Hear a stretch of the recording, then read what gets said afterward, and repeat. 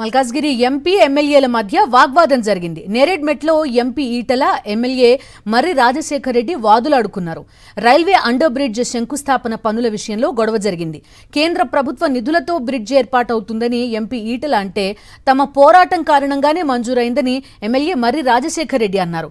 ఇద్దరు నేతల మధ్య వాగ్వాదంతో ఘర్షణ వాతావరణం నెలకొంది.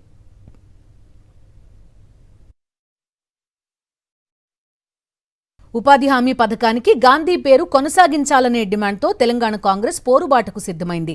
Incharge Meenakshi Natarajan, TPCC chief 4 రోజుల పాటు జిల్లాల పర్యటన చేపట్టనున్నారు.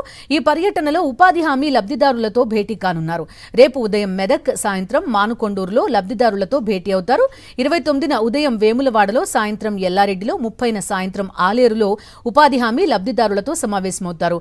31న ఉదయం నకిరేకల్, సాయంత్రం ఇబ్రహీంపట్నంలో ఉపాధి హామీ లబ్ధిదారులతో సమావేశమవుతారు. 4 రోజుల పాటు జరిగే అన్ని మీటింగ్లకు కూడా in charge Meenakshi Natarajan, TPCC chief Mahesh Kumar Goud హాజరవుతారు.